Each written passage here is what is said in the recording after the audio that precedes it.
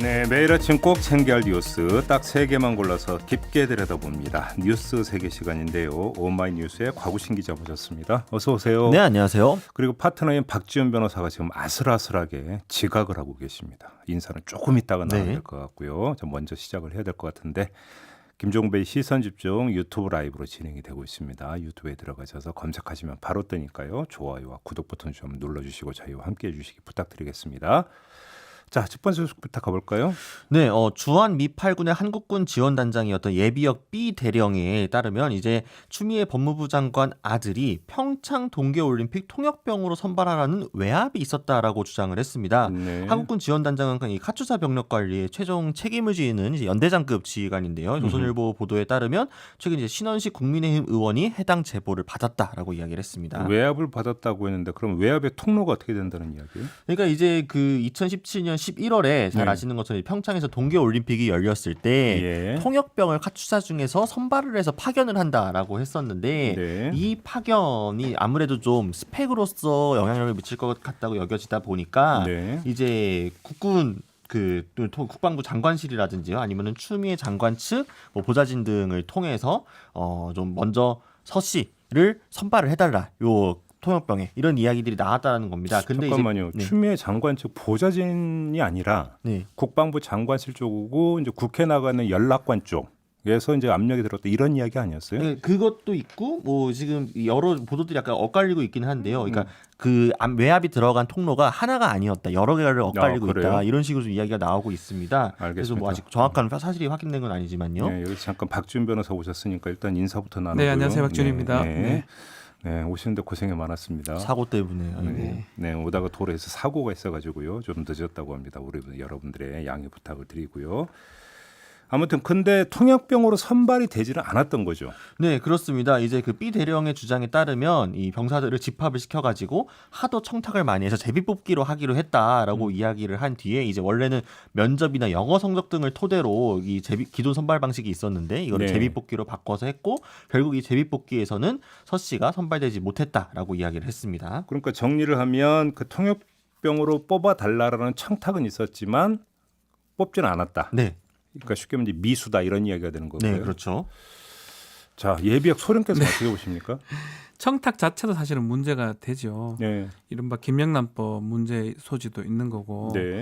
뭐 그걸 떠나서 사실은 어떤 높은 위치에 있는 사람의 자제를 어떻게 해달라. 또 그 부분이 좀 확인이 돼야 될 것 같아요. 어느 정도 얘기가 나왔었고 거기에 영향력이 어느 정도 미칠 수 있는지까지. 그러니까 이때 그 행위 시점은 추미애 그 장관이 당시 민주당 대표일 때 이런 얘기가 되는 거죠. 근데 이게 이제 그 청탁이 그 결국은 먹혔느냐 안 먹혔느냐의 문제를 떠나서 만약에 그런 청탁이 있었다라고 한다면 그거에 대해서 뭐 적절하다고 이야기를 사람은 당연히 없을 거고요. 그렇죠. 근데 지금 추미애 장관 쪽에서는 혹시 좀 그럼 입장이 나왔습니까? 그러니까 추미애 장관 측에서는 이제 외압이 있었다는 가정을 전제로 답변할 수는 없다라고 이야기를 했습니다. 조선일보의 그 반론에 따르면요. 그래서 결과적으로 선발이 안 됐으면 상식적으로 판단할 수 있는 문제라고 이야기를 했고요. 이제 서 씨의 이제 변호인 측에서 입장문을 낸 거를 보게 되면은 이제 부대 배치 및 보직은 가족들이 보는 상태에서 이제 컴퓨터에 난수 추천 방식으로 하기 때문에 이제 외부에서 개입하는 것은 불가능하다라고 해명을 했는데 잠깐만 그게 통역병 얘기예요? 그러니까 요 내용은 사실은 카투사에 최초 선발된 과정 그리고 선발 이후 최초로 이제 보직과 부대를 배정받는 과정에서의 공정성을 이야기한 거고. 이야기 아닌가요? 그러니까 이제 그렇죠. 근데 이제 부대 배치는 뭐 요새는 아예 그냥 추첨으로 하거든요. 그래서 그거는 뭐 불가능합니다. 그러니까 이거는 뭐 좀 다른 이야기인 요거는 이제 지원하고 선발하는 과정이기 때문에 통역병 같은 경우는 그 어떤 추첨 부분하고는 다른 차원의 문제죠. 알겠습니다. 아무튼 뭐 추가로 지금 또 의혹이 또 제기가 된 건데 아무튼 이제 병가 부분과 관련해서는 그 의무 기록이 공개가 됐죠. 네, 그렇습니다. 역시 변호인 측에서 해당 의무 기록을 공개를 했는데요. 일단은 이제 입대 전에 2015년에 실제로 무릎을 수술 관련 받았던 그 진료 기록을 공개를 했고요.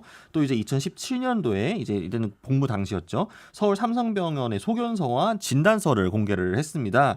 그러면서 설명을 붙인 걸 보면은 2017년 당시에 이제 부대 지원 반장에게 이 군병원에서의 진단을 신청을 했고 그래서 이 부대지원 반장과 동행을 해서 처음에 이제 국군 양주병원에서 외래 진료를 받았다. 그리고 이 진료 기록을 근거로 해서 병가를 신청을 했고 당시에도 이제 뭐 진단서, 의무기록, 사본 증명서, 입원 기록, 입퇴원 확인서 등 필요한 서류들을 다 정상적으로 절차적으로 제출했다. 이게 해명입니다. 다른 부분은 이제 좀 다시 또 해명이 돼야 될 부분이지만 이 부분은 좀 해명이 되는 것 같아요. 병가에서 가장 중요한 거는요. 지금 계속 이제 언론의 보도에서는 뭐 여러 가지 얘기가 나오고 있는데 우리랑 국방부, 제가 국방부에서 근무를 할 때는 군인의 의료를 받을 권리, 군인이 진료를 받을 권리, 특히 병가 같은 경우는 요청을 하면 30일 이내에 무조건 해주도록 되어 있습니다. 그래서 몸 상태가 저게 맞고 저게 조작된 게 아니라 그러면 병가 절차에서 그렇죠. 약간의 미흡한 게 있다 하더라도 뭐 이게 법적으로는 문제가 없다고 보는 게 맞는 것 그러니까 이제 같습니다. 그 설명해 보면 삼성 서울병원 이제 그 질과 소견서 같은 경우는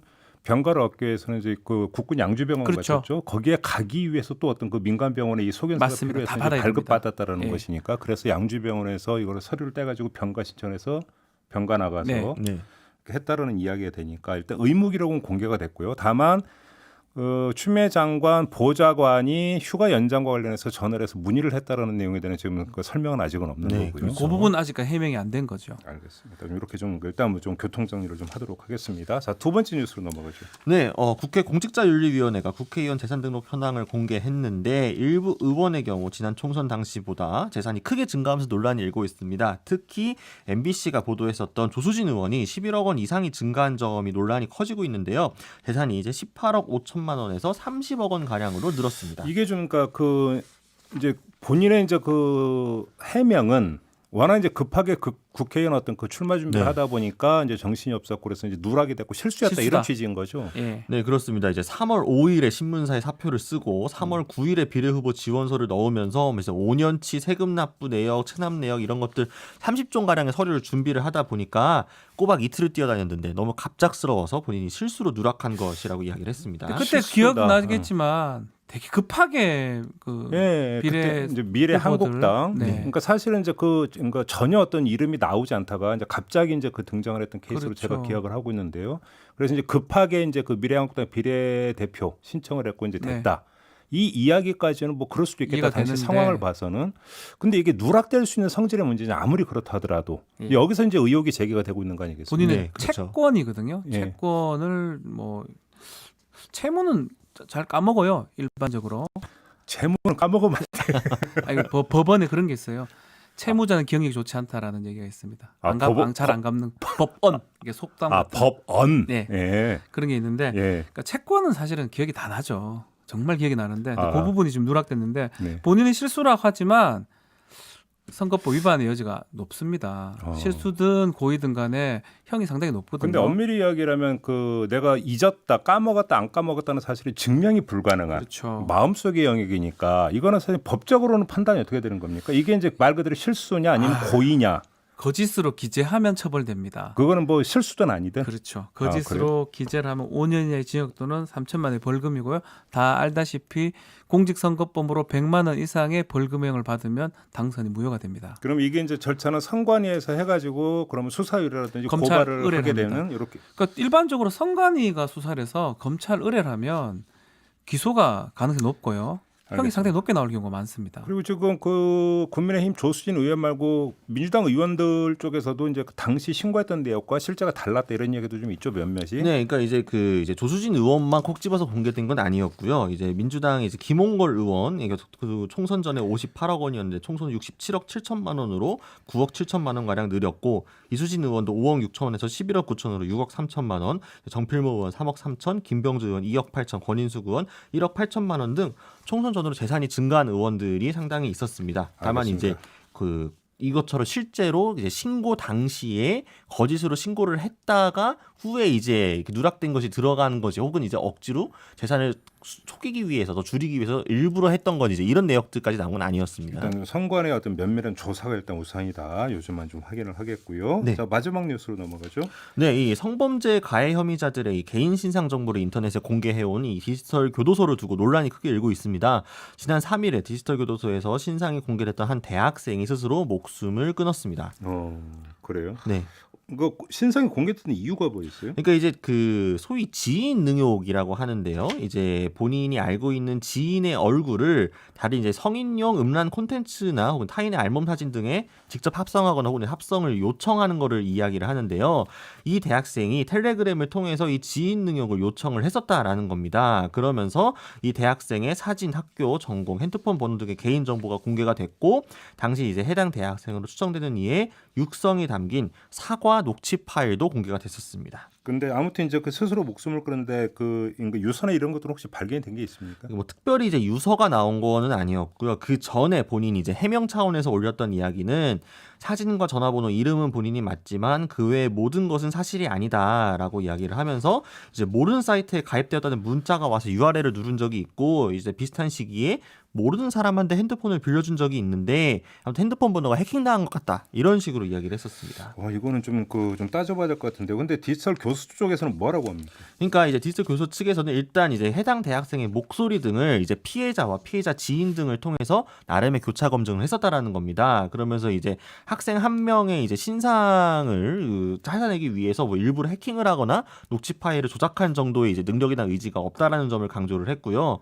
특히나 이제 그 가해자로 지목됐던 이 해당 대학생에게 텔레그램 설치 삭제 내역이나 대화 내역 등을 알려주면 그걸 봐서 정말 억울하면 신상 정보를 내려주겠다고 본인들이 이야기를 했었다. 근데 이제 그런 부분에 대해서는 이제 증거를 따로 밝히지 않았었다. 이런 식으로 이야기를 했습니다. 어떻게 봐야 되는 사실관계를 좀 더 확인을 좀 해봐야 될 것 같아요. 이 디지털 교도처 쪽 반론도 일부 좀 근데 사실관계를 예를 들어서 확인을 한다 하더라도 네.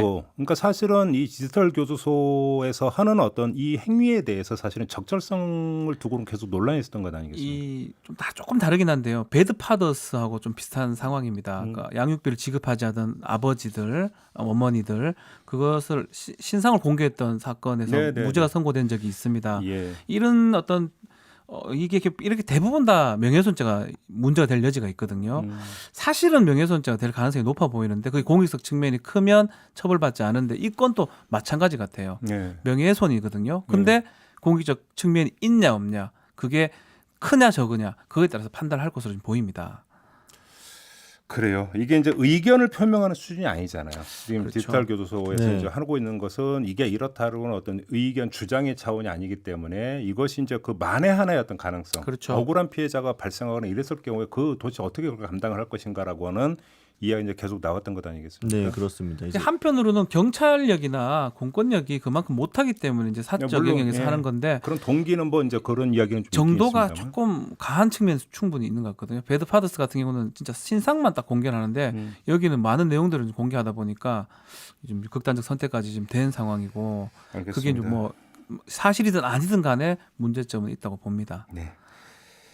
참 오늘 짚어야 될 내용이 좀 상당히 많이 있는 것 같은데요. 자, 오늘 뉴스 세계는 일단 이렇게 마무리를 하도록 하겠습니다. 박지훈 변호사, 곽우신 기자와 함께했습니다. 고맙습니다. 감사합니다. 감사합니다.